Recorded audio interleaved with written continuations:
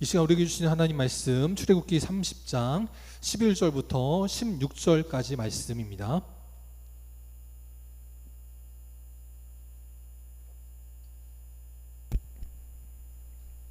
한 절씩 교독합니다. 여호와께서 모세에게 말씀하여 이르시되 내가 이스라엘 자손의 수요를 조사할 때에 조사받은 각 사람은 그들을 계수할 때에 자기의 생명의 속전을 여호와께 드릴지니 이는 그것을 계수할 때에 그들 중에 질병이 없게 하려 함이라. 무릇 계수 중에 드는 자마다 성소의 세겔로 반 세겔을 낼지니 한 세겔은 20게라라.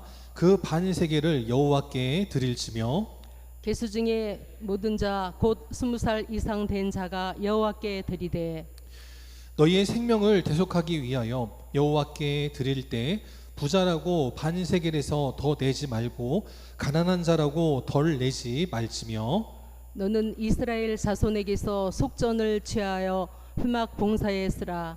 이것이 여호와 앞에서 이스라엘 자손이 기념이 되어서 너희의 생명을 대속하리라. 아멘. 아멘. 옆 사람과 인사합니다. 사랑합니다. 축복합니다.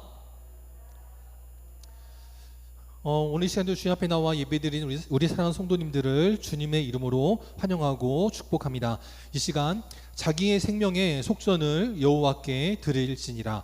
자기의 생명의 속전을 여호와께 드릴지니라 라는 제목으로 함께 하나님 말씀 나누도록 하겠습니다.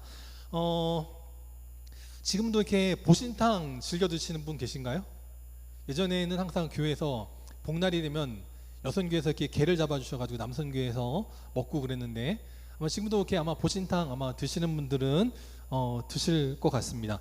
근데 어떤 분이 그동안 보신탕 집을 했는데 요즘 이제 나라에서도 이제 그렇게 이제 보신탕 못 먹게 하겠다.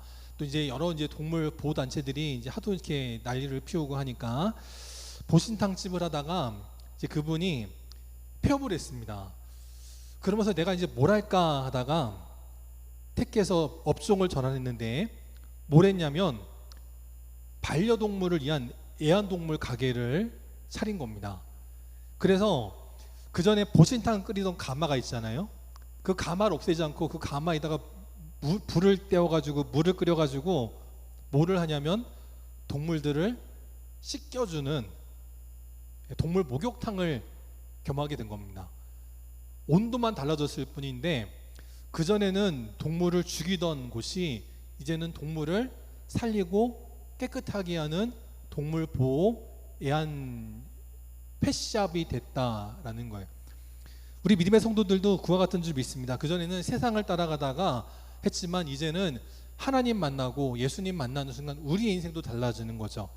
세상을 추구하던 그런 인생의 온도가 이제는 복음을 위한 인생의 온도로 바뀌어질 때 죽음과 사망의 자리가 생명의 자리가 될 줄 믿습니다. 우리 사는 성도님들 육신적으로는 보신탕 드실 수 있습니다. 뭐 저는 안 먹지만 여러분들 드시는 거는 제가 뭐라 하지 않습니다. 맛있게 드시고요. 근데 이제 우리의 인생이 바뀌어서 이제는 영적으로는 영혼을 살리는 인생들 다 되시기를 주님의 이름으로 축복합니다. 또 이제 시골에 가면 도시에서도 종종 이제 그 개들이나 고양이들이 이렇게 차로를 건너가기는 하지만 지금도 보면 우리 철원에서도 종종 이렇게 개나 고양이들이 이렇게 종종 도로를 횡단하는 걸 봅니다. 근데 제가 아직 못 본 게 있다면 그게 뭐냐면 닭들이 도로를 횡단하는 건 아직 못 봤어요. 근데 미국에서 있었던 일입니다. 미국에서 도로에 닭들이 닭 한 마리가 아니고요. 닭 여러 마리들이 길을 건너갑니다. 근데 그 닭들이요 용감하게 길을 건너서 어디로 가냐면 어딘지 아시겠어요? KFC 켄터키 후라이드 치킨. 저 닭들이 용감하게 차로를 건넜는데 어디로 가는 거예요? 죽음의 길로 가는 겁니다. 저 KFC가 얼마나 좋아하겠어요. 이 닭들이 웬 닭이야? 그러면서 공짜로 온 거잖아요. 공짜로 잡아가지고 맛있게 튀기면 되는 거라는 거죠. 오늘 이 시간에도 뭐 일하고 건강혈압제가 나오지 못하신 분들은 어쩔 수 없지만 여전히 들로 산으로 바다로 강으로 골프장으로 백화점으로 열심히 달려가는 이들이 있습니다. 그 길이 무슨 길인지도 모르고 달려가는 이들이 있다라는 거예요. 우리 사랑하는 성도님들만큼은 내가 목숨 걸고 달려가는데, 내가 신이 나서 달려가는데, 그 길이 하필이면 KFC가 되어가지고 우리 인생을 망치는 안타까운 인생들이 아니라 생명의 길, 소망의 길, 천국의 길로 달려나가는 소망 있고 믿음이 있는 귀한 인생들이 다 되시기를 바랍니다. 오늘 말씀은 성소에 드리는 세금입니다. 속전세라고 불리는 세금에 대해서 말씀하고 있습니다. 이 말씀을 통해 우리가 함께 세 가지를 먼저 오늘 살펴보도록 하겠습니다. 이 속전세는 뭐냐? 모두가 공평하게 드리는 것이다 라는 겁니다. 14절에 보니까 이스라엘의 남자들 가운데 20살 이상 되는 사람들만 계수하여서 그들이 내게 된 세금이었다는 겁니다. 그럼 어떤 분들은요, 남자들만 내라고, 20살 이하만 내라고, 그럼 나는 해당이 안 되네 기뻐하실지 모르겠지만, 이 당시에는요, 사람이 누구냐면 20살 이상 된 남자만 사람입니다. 지금 우리나라에서는 이제 그런 말이 없지만, 지금도 독일어에 보면 정관사 가운데 그 사람 그녀가 있고요, 그것이 있는데 그것을 누구한테 쓰냐면 애들한테 씁니다. 그러니까 애들을 지칭할 때에는 그것을 쓰는 거예요. 그러니까 지금도 독일어에 보면 어린 아이들은 사람으로 취급하지 않는 흔적이 남아 있는 겁니다. 그러면 지금 우리는요, 물론 이제 속전세라는 거 우리가 내지는 않지만, 우리 모두도 만약에 속전세를 내야 됐다 그러면 20살 이상의 남자만 내고 마는 게 아니라 사람으로서의 우리 모두가 다 내야 되는 거라는 거예요. 그래서 지금 내가 20살이 안 되었어도, 남자가 아닌 여자여도 지금 이 시대에 우리는 모두가 다 하나님 옆에 속전세를 내야 될 사람이었다라고 생각하시고 오늘 말씀을 봐야 되는 겁니다. 이 속전세를 냈다라는 건 뭐냐? 계수를 했다라는 거예요. 수를 세웠다라는 겁니다. 여러분 지갑이 있는데요, 여러분 지갑에 돈이 얼마 있는지를 세볼 수 있는 사람은 누구만 셀 수 있어요? 여러분의 지갑에 돈이 얼마 있는지 누가 셀 수 있어요? 첫째는 내가 셀 수 있죠. 그 다음에 나의 남편, 아내, 부모님, 자녀들, 그런 사람들만 셀 수 있습니다. 내 통장에 잔고가 얼마 있는지 나만 볼 수 있어요. 요즘은 부부가 같이 은행에 가도 남편의 계좌에 잔액을 말할 때 아내가 있으면 말을 안 하더라고요. 먼저 물어봐요. 아내분이 계시는데 알려드려도 되겠습니까? 그렇게 물어보고 허락을 구한 다음에 잔액을 알려주더라고요. 요즘은 통장의 잔액도 누구만 알 수 있냐면 나만 알 수 있고, 나의 허락을 받은 내 가족, 아니면 나라에서 공적인 업무를 감당하는 국세청, 또 내가 계좌를 맡긴 은행, 그런 사람들만 볼 수 있습니다. 내 지갑에 현금이 얼마 있는지, 내 통장에 얼마가 있는지 남들은 보면 안 되는 거예요. 나의 허락을 받지 않은 남들이 보는 건 도둑질이고 도둑놈이다라는 겁니다. 그처럼 하나님께서 아무에게나 속전세를 내라 하지 않으시고, 하나님이 계수한 사람, 하나님의 카운트에 든 사람, 곧 하나님의 것에 속해 있는 사람들만 이 속전세를 내라 하셨다라는 것을 명심해야 되는 겁니다. 그래서 속전세를 낸다는 건 뭐냐면, 내가 하나님의 카운트에 들어간 하나님의 사람. 그래서 예수님은 뭐라 말씀하셨냐면, 요한복음 10장에 보니까 예수님은 문이다 라고 말씀하셨어요. 그래서 그 문을 통과해서 들어가는 그 목자의 양들, 그들은 목자가 한 마리 한 마리 들어갈 때마다 카운트를 한다는 거예요. 내가 양들이 100마리가 있는데 한 마리 한 마리 들어갈 때마다 카운트를 해가지고 100마리를 채워야 됩니다. 100마리가 안 되면 잃어버린 거잖아요. 근데 목자는 반드시 가서 그 잃어버린 양을 찾아오는 거예요. 101마리가 되면 웬일이야? 땡큐이긴 하지만 그 101마리째의 그 양은 내 양은 사실 아니라는 거예요. 그 양은 있으면 좋은 거지만 없으면 그만인 존재라는 겁니다. 예수님도 이렇게 말씀하셨어요. 내가 문이니 나에게 허락을 받고 문 되는 나를 지나간 양들은 그 문에 들어가서 울타리 안에 들어갈 때 구원을 받고 생명의 꼴을 얻으리라 라고 말씀하셨다라는 겁니다. 그래서 우리가 속전세를 냈다는 것은 뭐냐? 내가 하나님의 자녀가 되었다라는 뜻이기도 하더라라는 거예요. 자, 그러면 속전세를 누구나 내야 되는데 그럼 예수님은 내셨을까라는 질문이 남습니다. 예수님은 속전세를 내셨을까요? 안 내셨을까요? 예수님도 분명히 이스라엘 백성들의 20살 이상의 30세의 남자였는데 속전세를 내셨을까요? 안 내셨을까요? 하나님의 아들이신데 내셨을까요? 안 내셨을까요? 마태복음 17장에 그 정답이 있습니다. 예수님이 베드로와 함께 가버나움에 이루셨는데 반세계를 받는 자들이라고 말해요. 이 반세계를 받는 자가 누구냐면 속전세를 걷는 사람들입니다.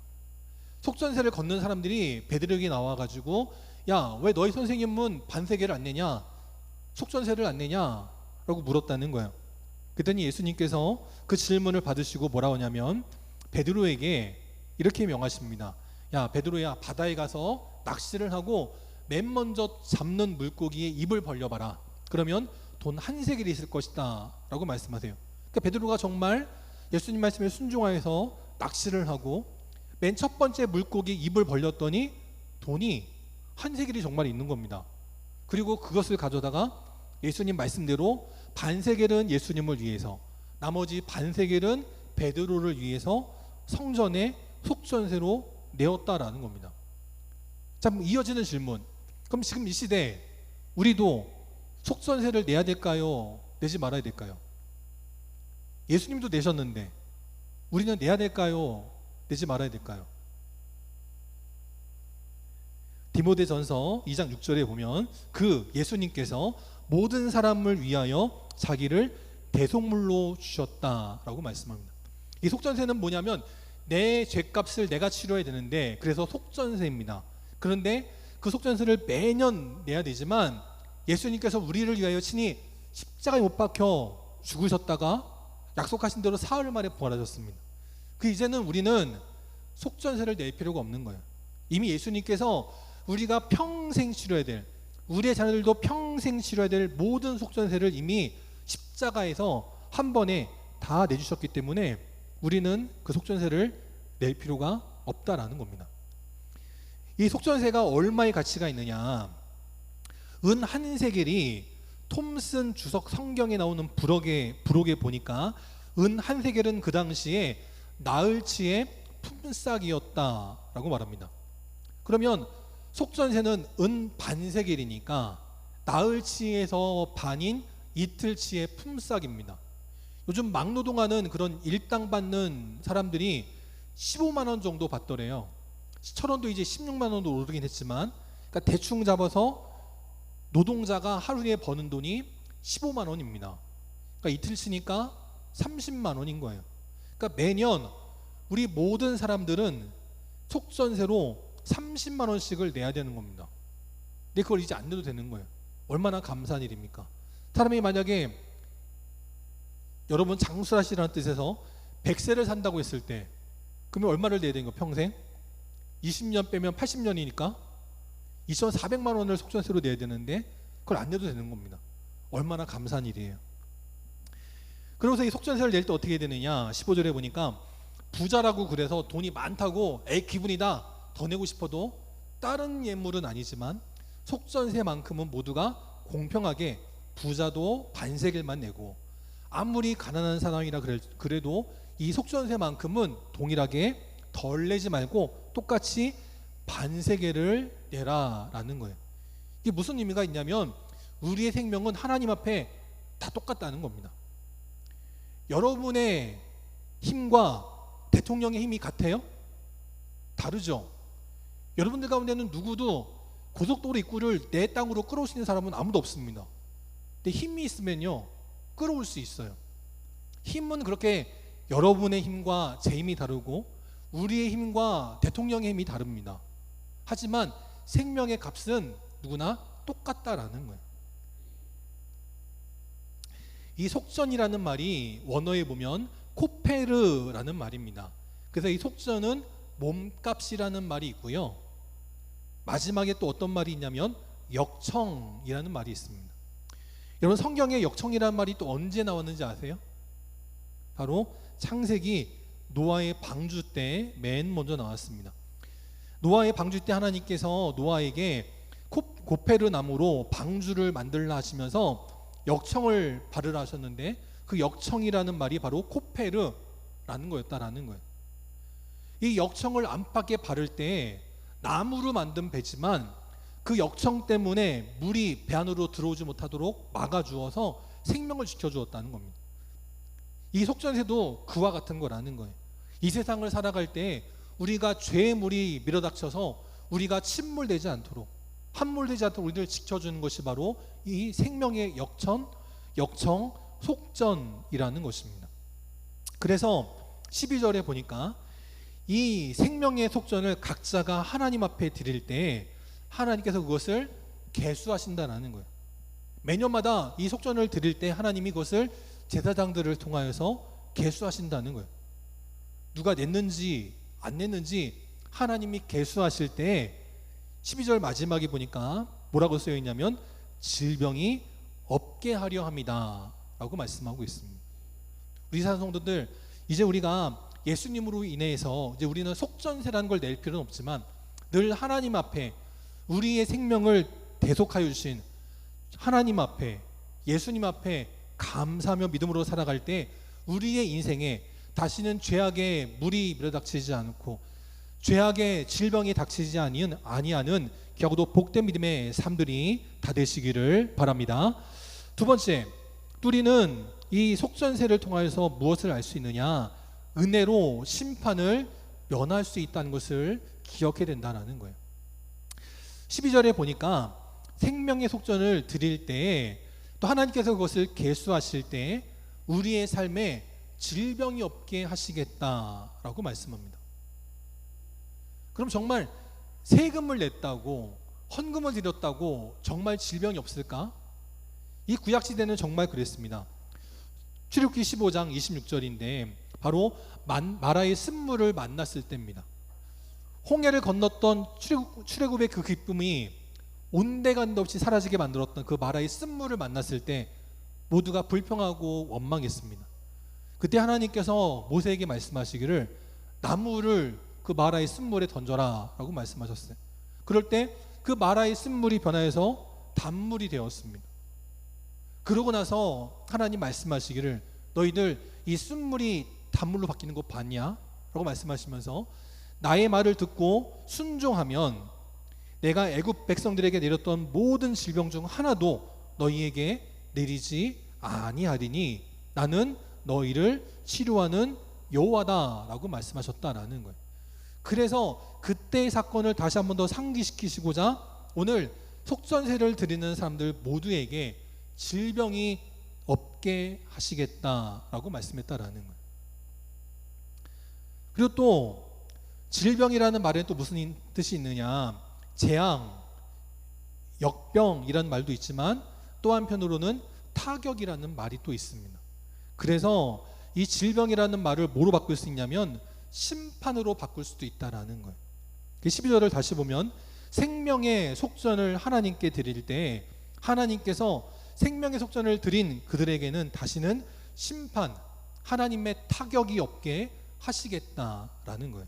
우리 사는 성도들 늘 하나님 앞에 감사하며 믿음으로 살아갈 때 이 땅의 질병도, 이 땅의 재앙도, 이 땅의 근심 걱정도 다 사라지는 평안하고도 복된 믿음의 인생들 되시기를 바랍니다.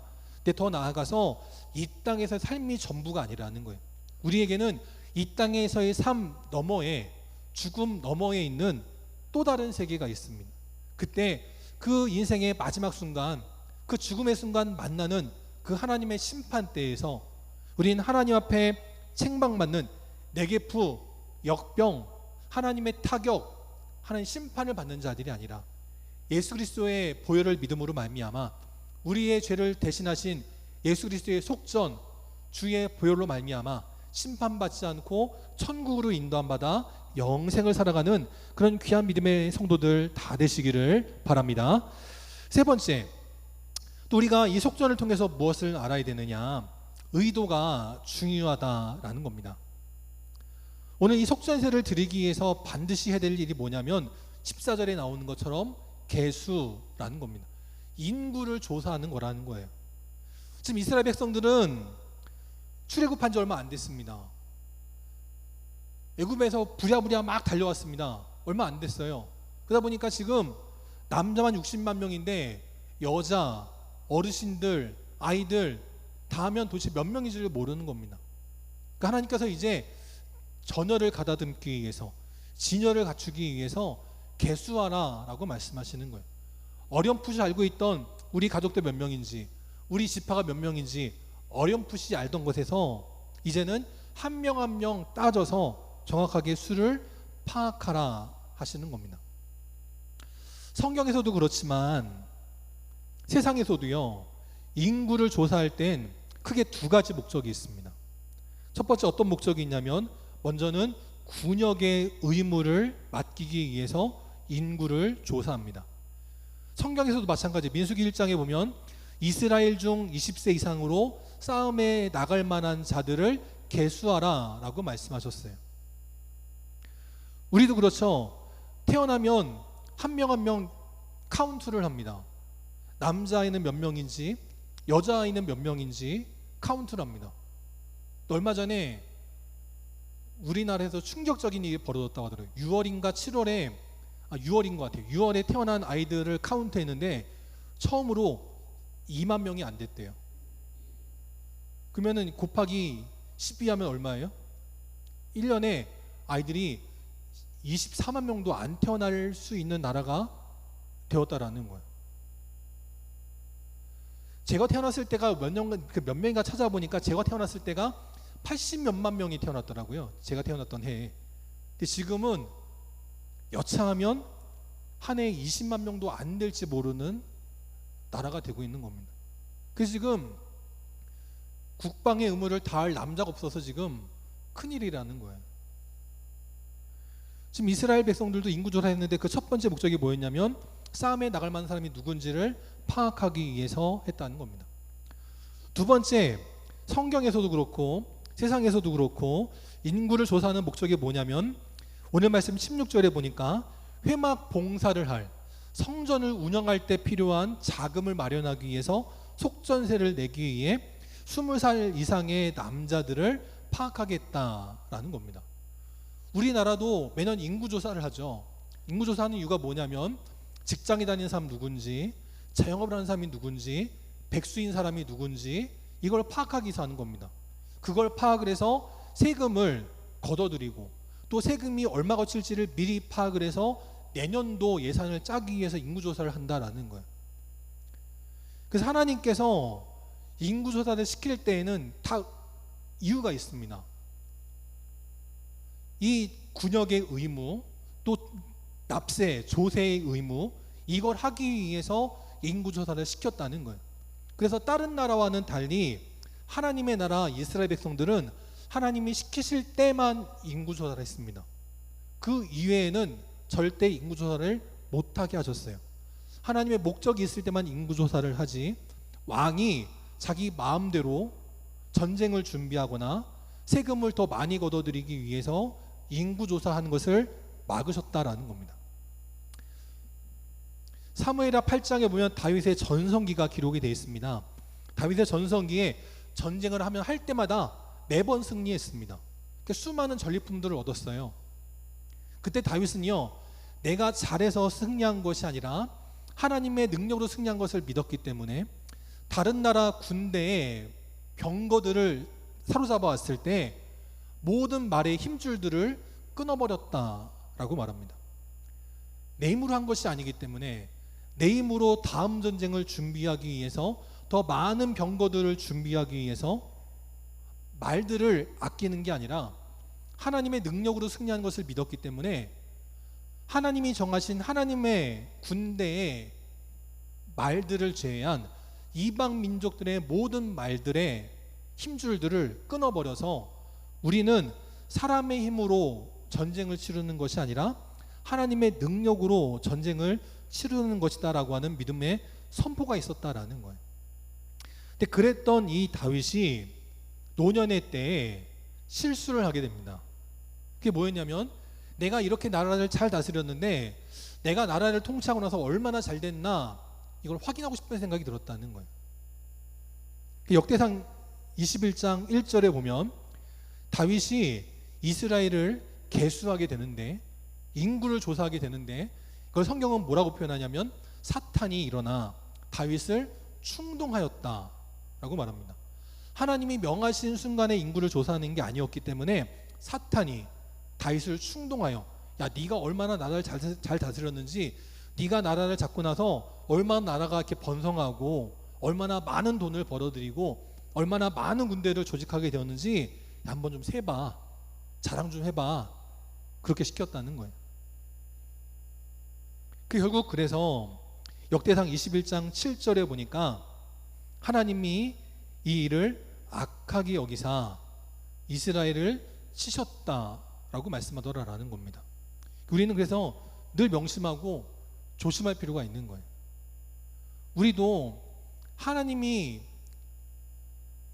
명하신 대로 하지 않으면 내가 하는 모든 일들이 하나님께서 악하게 여기시는 일이 될 수 있다는 것을 늘 명심해야 된다라는 겁니다.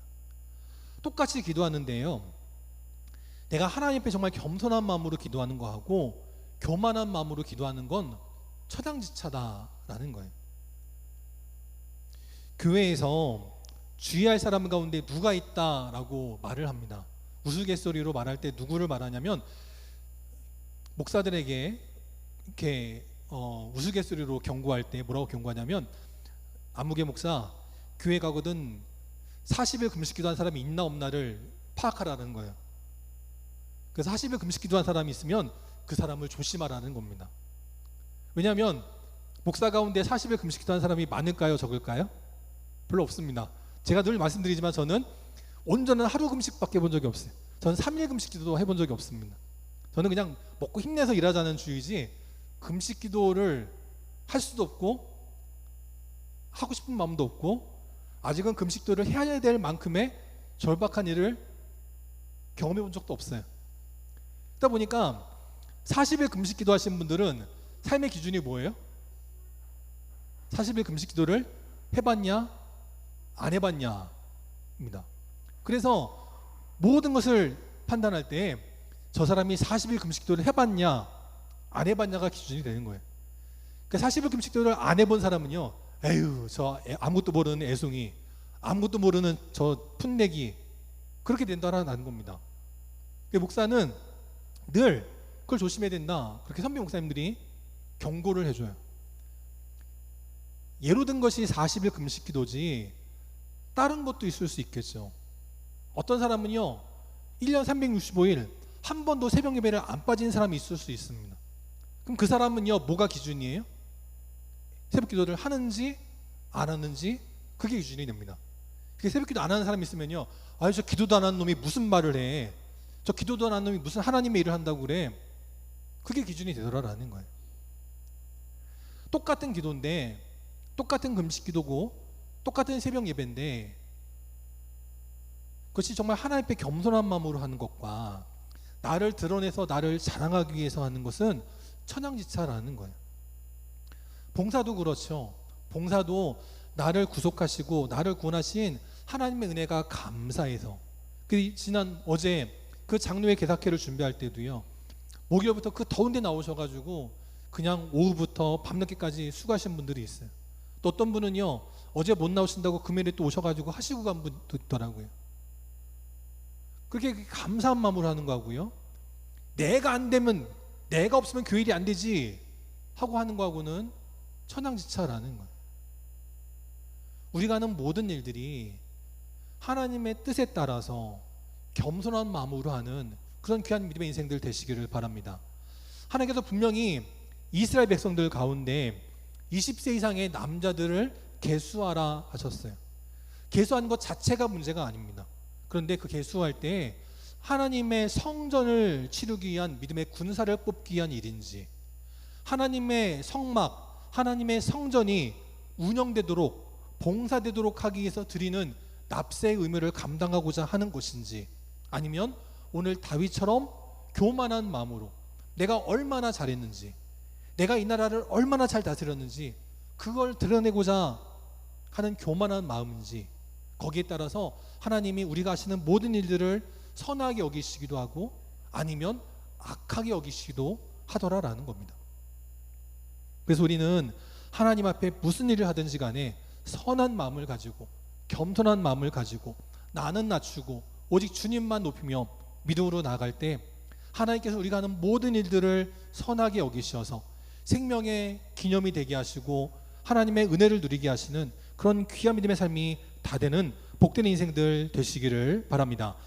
역대하 16장 9절 말씀 마지막으로 함께 읽고 오늘 말씀 마치도록 하겠습니다. 함께 읽습니다. 시작.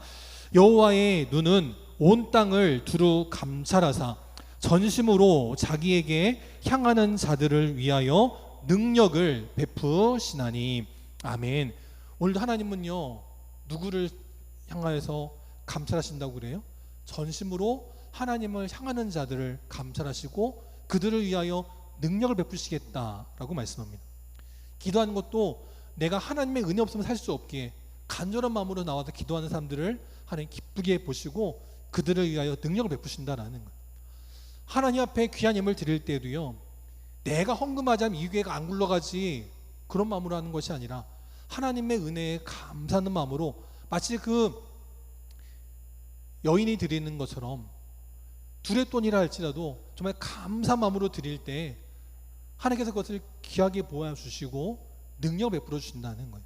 오늘 우리가 살아가는 또 우리가 행하는 모든 예배의 것들이 신앙의 모든 행위들이 정말 온전히 전심으로 하나님을 향하는 것이 되기에 하나님께서 우리에게 능력을 베풀어 주시는 그런 그 귀한 은혜를 누리고 살아가는 우리 복된 교회, 복된 성도들이 다 되어서 점점 더 부흥하는 교회, 점점 더 형통하여 이번에는 안산 예일교회 청년들이 우리를 위해 찾아옵니다.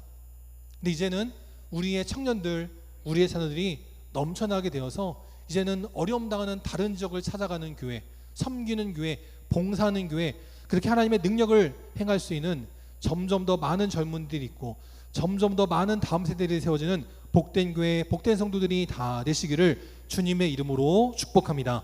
함께 시간 찬송 620장 일어나셔서 찬양하신 다음에 축도로 예배 마치도록 하겠습니다. 찬송 620장 함께 찬양합니다.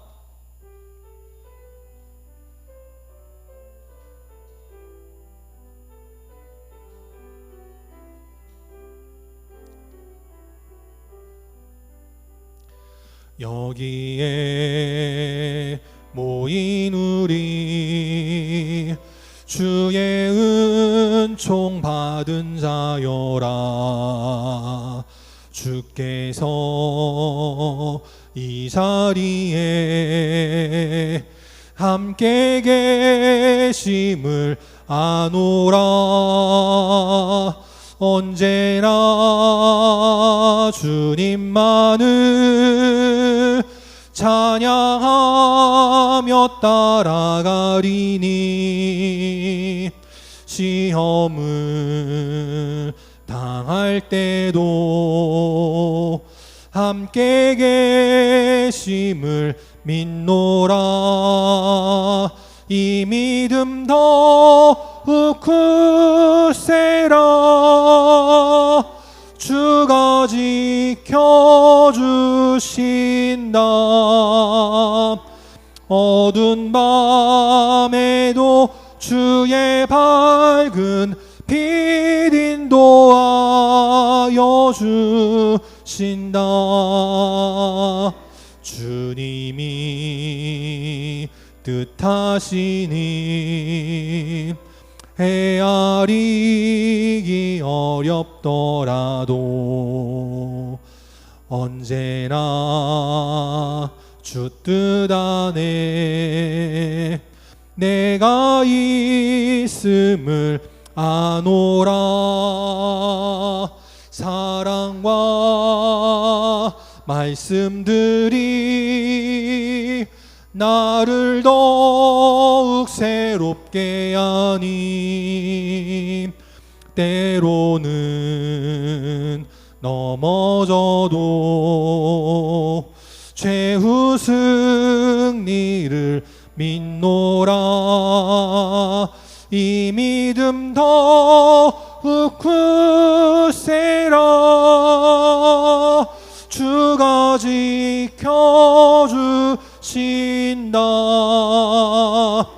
어두운 밤에도 주의 밝은 빛 인도하여 주신다. 여기에 모인 우리 사랑받는 주의 자녀라. 주께서 뜻하신 바 우리 통해 펼치신다. 고통과 슬픔 중에 더욱 주님 의지하오니 어려움 이겨내고 주님 더욱 찬양하라. 이 믿음 더욱 굳세라. 주가 지켜주신다. 어두운 밤에도 주의 밝은 빛 인도하여 주신다. 아멘. 함께 기도하겠습니다. 지금은 우리 주 예수 그리스도의 은혜와 하나님 아버지의 무한하신 사랑하심과 성령님의 함께하시고 교통하시고 위로 인도하심이 오늘도 죄로 인해 죽을 수밖에 없는 죄인이지만 하나님의 은혜로 우리 예수 그리스도의 보혈로 말미암아 죄사함 받았기에 이젠 하나님 앞에 겸손하게 기도하며 겸손하게 예물을 드리며 겸손하게 봉사하여 우리가 하는 모든 것이 하나님의 기쁨이 되고 하나님의 능력을 받으시기에 조금도 부족함이 없는 겨우도 복된 삶이 되게 하여 주시사 하나님의 나라를 확정하여 하나님의 귀한 일들 일어나가는 믿음의 강한 용사가 되길 원하는 우리 모든 영광의 성도들 머리 위에 또 그 가정과 직장과 사랑하는 주의 자녀들 또 주의 앞에 나와 함께 예배드리기를 원하지만 출근하고 또 건강 허락지 하나 나오지 못한 모든 안타까운 심령들과 나라를 지키는 국군 장병들 위에 또한 우리 사랑하는 모든 믿음의 자녀들 머리 위에 이제로부터 영원까지 함께 계시기를 간절히 축원하옵나이다. 아멘.